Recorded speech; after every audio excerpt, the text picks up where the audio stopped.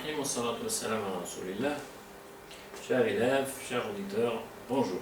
Toujours dans la suite de ces séances-là pour la révision. Aujourd'hui, nous entamons de faire une petite application concernant ce que nous avons déjà vu dans les précédentes séances, concernant aussi l'appel, le texte exhortatif, spécialement pour les filières L, LE et LPH. Aujourd'hui, voilà, nous allons faire une activité de lecture, une activité bien sûr un petit peu simple, difficile. Simple pourquoi? Parce que le texte, c'est toujours le même texte que nous avions l'occasion de, si vous voulez, de le faire, de l'analyser, de le comprendre. C'est toujours un ensemble de paragraphes avec un ensemble de mots. Bon, ce qui diffère bien sûr, c'est les projets. Le premier projet, c'est le texte historique, le deuxième, c'est le texte argumentatif, et nous sommes arrivés au troisième projet, c'est le texte exhortatif, ou connu communément sous le nom de texte injonctif. Bien. Alors, le texte support, le voilà. D'accord? Vous le voyez. Toujours comme d'habitude, on commence par reconnaître le texte, d'accord, de le voir. L'image du texte, combien y a-t-il de paragraphes, le titre, la source, la référence aussi, et les mots, voilà, c'est-à-dire, toujours on revient à ce que vous faisiez quotidiennement dans les classes, vous posez la question. Bien sûr, le professeur vous pose la question, quelle est l'image du texte ou quels sont les éléments paratextuels que vous êtes en train de voir pour reconnaître ce texte. C'est-à-dire la première des choses à faire avant de lire le texte, c'est le reconnaître. D'accord?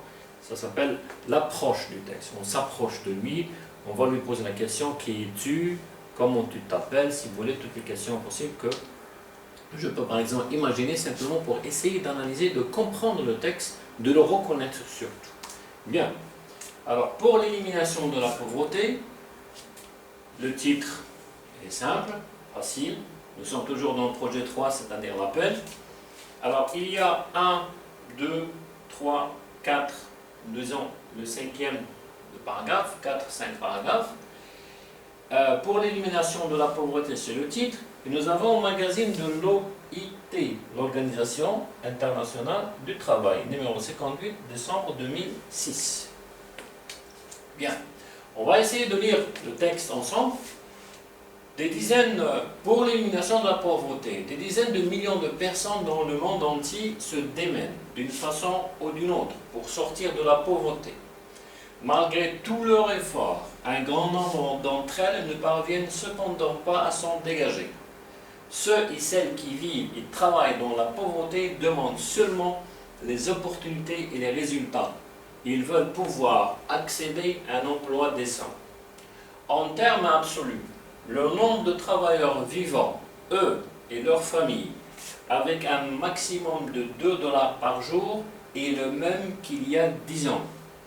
Ils représentent actuellement près de la moitié de la population mondiale. En Afrique, le nombre de personnes vivant avec moins de 1 $ par jour a quasiment doublé au cours des 25 dernières années. Pour que cette situation puisse changer, il nous faut changer de politique. Alors, la communauté internationale a pris l'engagement d'œuvrer en faveur d'une mondialisation équitable du plein emploi productif et du travail décent pour tout et d'en faire un objectif mondial et une réalité internationale. Pour cela, elle exhorte vivement les institutions du système des Nations Unies à agir de façon concertée pour promouvoir l'emploi de qualité et le travail décent. Engageons-nous donc à unir nos efforts pour que la prise de conscience croissante du rôle décisif de l'emploi dans la réduction de la pauvreté se traduise concrètement. Magazine de l'OIT, numéro 58, décembre 2006. Donc, vous voyez, toujours est-il que dans ce genre de texte, ou le texte exhortatif, ça finit toujours par un terme, c'est-à-dire un verbe conjugué soit à l'impératif, soit conditionnel, et je trouve par exemple le mot ici, elle exhorte. Donc nous sommes bel et bien dans un texte exhortatif. Et c'est pas grave. On va relire, mais cette fois, on va essayer de voir quels sont les mots difficiles. Hein, certains mots difficiles, on va essayer de les expliquer, d'autres, on va les garder. Pourquoi? Parce qu'il y a des questions juste après. Alors, des dizaines de millions de personnes dans le monde entier se démènent. Démener, ça veut dire faire des efforts. D'accord? Chercher à tort et à travers une solution. D'une façon ou d'une autre, pour sortir de la pauvreté. Voilà l'explication. Démener, ça veut dire se débrouiller d'une certaine façon, d'accord, pour sortir de la pauvreté. Malgré tous leurs efforts, un grand nombre, c'est-à-dire la majorité, plusieurs d'entre elles ici, elle est soulignée automatiquement, je vais trouver la question. C'est pour cela que je ne vais pas dire. Alors, ne parviennent cependant pas à s'en dégager. Ceux et celles qui vivent et travaillent dans la pauvreté demandent seulement les opportunités. Opportunité, ça veut dire une chance. Donnez-moi une chance de travailler. D'accord? Ne me donnez pas des poissons, le fameux proverbe. Ne me donnez pas des poissons. Mais enseignez-moi comment pêcher, comment chasser, pour avoir, c'est-à-dire la nourriture, pour avoir un travail. Ils veulent pouvoir accéder à un emploi décent. Décent ici, toujours je ne peux pas dire qu'il est simple, c'est peut-être un nouveau mot pour vous, mais je ne veux pas répondre. Pourquoi? Parce que je ne peux pas expliquer. Pourquoi? Parce que la question, numéro 2, peut-être numéro 3, c'est trouver le sens du mot parmi les trois mots donnés, comme ça, c'est-à-dire essayer de trouver le sens. Le sens, bien sûr, de décent. En termes absolus, le nombre de travailleurs vivants, eux et leurs familles, avec un maximum de 2 $ par jour, est le même qu'il y a 10 ans. C'est-à-dire ici, 2 $ par jour, ça va être depuis 10 ans, il n'a pas changé. Toujours, les femmes, plutôt les travailleurs, avec leur famille, ils ont, si vous voulez, un salaire de 2 $ par jour, ce qui fait 60 $ par mois. Alors, ils représentent actuellement près de la moitié de la population mondiale, c'est-à-dire ceux qui ont leur revenu par jour de dollars représentent la moitié de la planète, c'est-à-dire des habitants de la planète. Le nombre de personnes vivant avec moins de 1 $, là, c'est concernant ça, c'est concernant en Afrique. Dans d'autres pays, c'est peut-être 2 $, mais en Afrique, le nombre de personnes vivant avec moins de 1 $ par jour a quasiment doublé au cours des 25 dernières années. Si on imagine que, par exemple, en 1980, il y avait 5 millions de gens, de travailleurs, que leur revenu était de 1 $ par jour, c'est-à-dire 30 $ par mois. Il y avait 5 millions. Alors, après 25, ou durant les 25 dernières années, le nombre a doublé. D'accord? Ce n'est pas 2 $ comme les autres pays, c'est 1 $. Alors nous sommes vraiment dans la pauvreté. 1 $ par jour, c'est très insuffisant. Alors, dernières années. Pour que cette situation puisse changer, voilà, nous cherchons à changer, à agir pour que cette situation change. Il nous faut changer de politique. En politique, ça veut dire gouvernement. Pour politique de travail, gouvernement, c'est lui qui a le droit de réfléchir. Il doit réfléchir pour que cette situation cesse. Pour que cette situation puisse changer, il nous faut changer de politique. Alors, la communauté internationale a pris l'engagement d'œuvrer en faveur, de travailler en faveur d'une mondialisation équitable. Mondialisation, le mot, vous le connaissez, d'accord? Équitable, ça veut dire en un mot, c'est pas grave, mais le plus important, c'est que c'est similaire, identique, kiff-kiff, si vous voulez. Alors, mondial équitable de plein emploi productif, un emploi productif et du travail décent pour tous et d'en faire un objectif mondial, une réalité internationale. Donc il y a une situation négative, c'est la pauvreté, c'est le travail, malgré le travail il y a la pauvreté. Pour cela, elle exhorte vivement les institutions du système des Nations Unies à agir de façon consternée. Les institutions, c'est-à-dire l'UNESCO, l'OIT, l'ONU, Conseil de sécurité, tout ça. Tout ça, on va un petit peu les appeler, les bousculer pour qu'ils prennent en considération le problème, la pauvreté. L'emploi de qualité et le travail décent.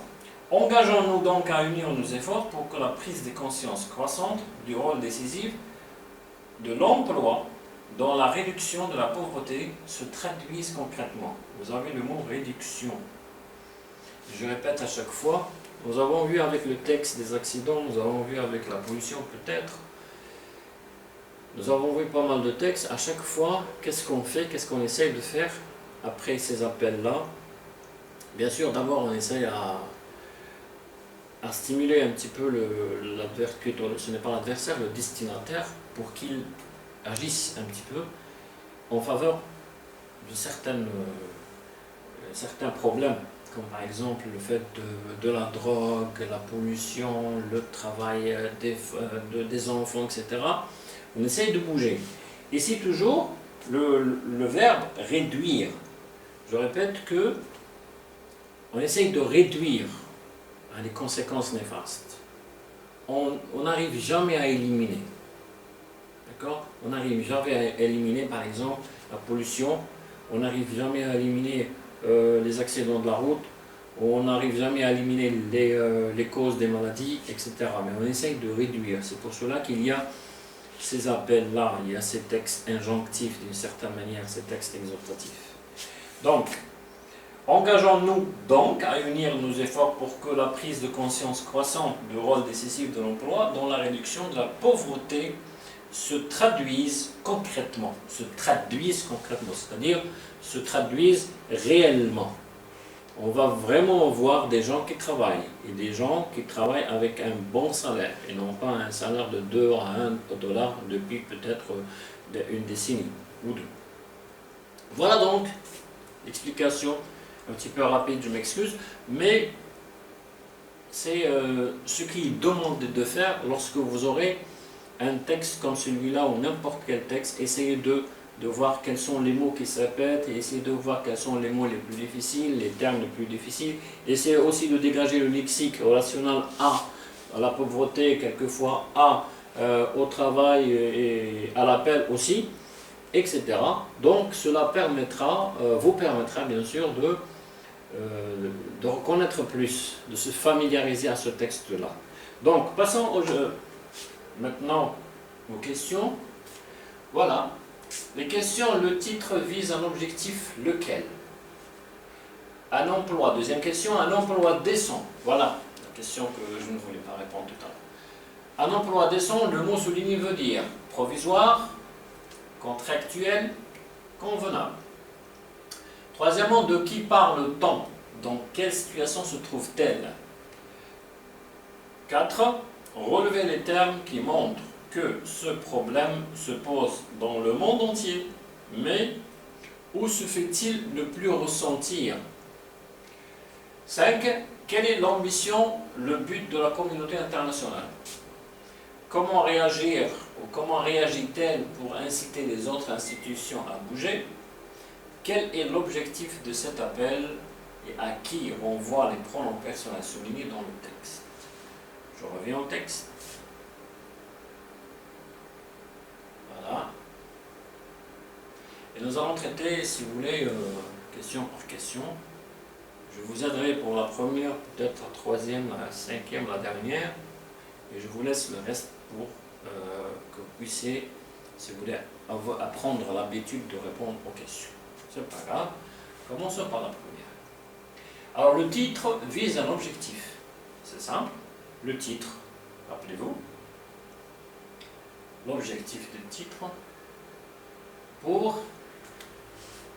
voilà l'objectif, pour le but, pour éliminer l'élimination de la pauvreté. Et nous avons dit que je ne peux pas éliminer la pauvreté, mais je peux réduire la pauvreté. D'accord? Donc, si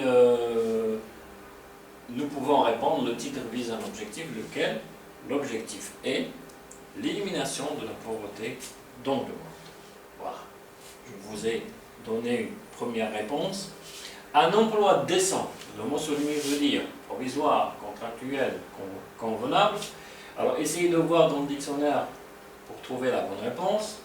De qui parle-t-on? Dans quelle situation se trouve-t-elle? Ces questions sont simples et faciles, vous pouvez répondre facilement. Relevez les termes qui montrent que ce problème se pose dans le monde entier, mais où se fait-il le plus ressentir? Quelle est l'ambition, le but de la communauté internationale? L'ambition, c'est-à-dire qu'est-ce qu'elle veut, qu'est-ce qu'elle envisage de faire? Le but, toujours. Comment réagit-elle pour inciter les autres institutions à bouger? Comment, ça c'est la question de système d'énonciation, si vous voulez, le qui, pourquoi, à qui, comment, etc. Rappelez-vous le tableau, là où il y a les 5 questions qui parlent, à qui parle-t-il, à qui s'adresse, pourquoi, pour quelle raison, comment, le lieu, le temps, etc. Donc, comment réagit-elle? Quel est l'objectif de cet appel? Nous avons dit à la fin, ça se trouve dans le 4e et 5e paragraphe. Et à qui renvoient les pronoms personnels soulignés dans le texte? Et nous avons 2 pronoms personnels soulignés dans le texte. Le voilà. Elle et nous. Elle, c'est un pronom personnel à 3e personne du pluriel féminin. Et la première personne, c'est plutôt le pluriel. Nous, c'est engageons-nous. Nous avons un verbe à l'impératif et comme tous les verbes à l'impératif, juste après le pronom personnel qui vient après le verbe, il y a 2 tirets. Donc, voilà. Voilà le texte. Voilà les questions. Je vous laisse un certain bout de moment, un bout de temps pour réfléchir. Et on va passer, si vous voulez, à voir la réponse. Je compte jusqu'à 3 et je vous donne juste après la réponse. Voilà. Merci de votre attention et restez zen. Restez zen. Merci beaucoup. Au revoir.